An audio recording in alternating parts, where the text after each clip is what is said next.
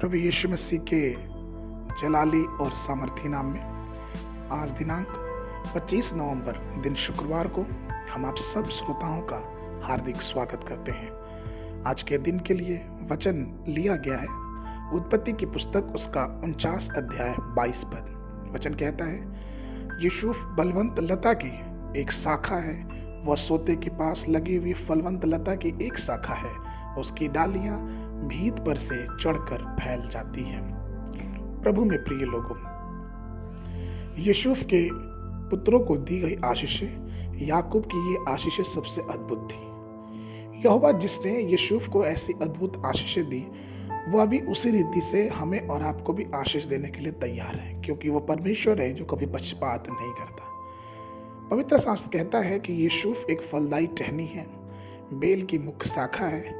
यदि इसे सूखी और शुष्क भूमि में लगाया जाए तो यह फल नहीं देगा। तो अगर कोई शाखा को हम फलवंत करना चाहते हैं तो हम इसे कहाँ लगाएंगे? हमारे जीवन में प्रश्न है और उसका उत्तर स्पष्ट है कि हम अगर किसी भी बेल या फिर किसी भी पेड़ को हम चाहते हैं कि फल दे, तो हम उसे पानी के किनारे या फिर किसी स्रोत, जो पानी का स्रोत है, उसके किनारे लगाएंगे। तो उसी प्रकार से प्रियो, हमें भी और आपको भी अगर फल देना है तो हमें परमेश्वर के पास रहना बहुत जरूरी है।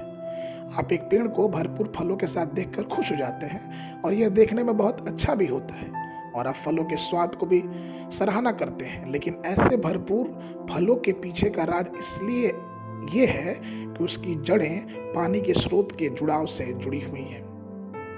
आपने परमेश्वर के बहुत से विश्वासियों और सेवकों को देखा होगा जो बहुत फलदायी हैं, और आप आश्चर्य करते होंगे कि वो पवित्र आत्मा के वरदानों और सामर्थ्य से कितने भरे हुए हैं। रहस्य की बात यह है मेरे प्रियो कि वो परमेश्वर के आत्मा के साथ बहुत गहराई और सहभागिता से इसलिए घिरे हैं क्योंकि वो परमेश्वर के बहुत निकट हैं। जब हम और आप किसी प्रकाश को बहुत तेज चमकते हुए देखते हैं तो आप उस प्रकाश में आनंदित होते हैं, लेकिन क्या आप उस रोशनी का रहस्य जानते हैं? ऐसा इसलिए होता है कि जो दीपक जलता है उसकी बाती हमेशा तेल में डूबी रहती है। हमारा भी दिल एक बाती के समान है, और अगर हमारा हृदय, हमारा मन परमेश्वर की आत्मा से जुड़ा हुआ रहेगा तो वो तेल के रूप में हमारे जीवन में प्रकाश करेगा। जब आप आकाश को चूमते हुए घरों को देखते हैं तो आप इतने भव्य ऊंचाई को देख के प्रसन्न हो जाते हैं कि इतनी लंबी और राजसी मकान जो खड़ी है, लेकिन ये ऐसा किस लिए हो पाया? वो इसलिए कि उसकी नींव चट्टान में नीचे गहरे में पड़ी हुई है। वे सभी जिनका मसीह के साथ गहरा संबंध है, जो हमेशा के लिए आध्यात्मिक चट्टान, वो कभी नहीं हिलेंगे, चाहे वह भारी बारिश हो जाए, हिंसक तूफान आ जाए या फिर कोई भी चीज उस पर टकराए, वो कभी प्रभावित नहीं होने वाले हैं। परमेश्वर ने प्रिय लोगों, परमेश्वर ने आपको नदियों के किनारे इसलिए लगाया है कि आप उसकी उम्मीद के अनुसार फल दें।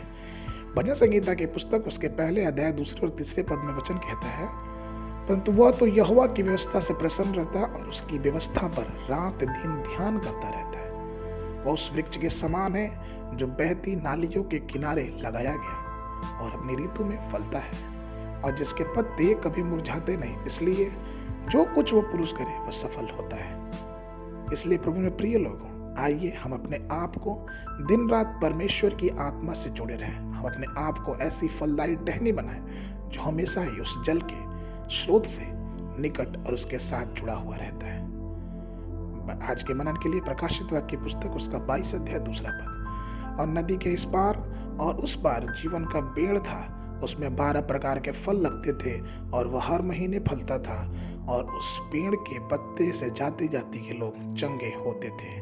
बाइबल अध्ययन के लिए सुबह के समय यहेजकेल की पुस्तक उसका 24, 25 और 26 अध्याय, संध्या के समय पहला पतरस की पत्री उसका 2 अध्याय।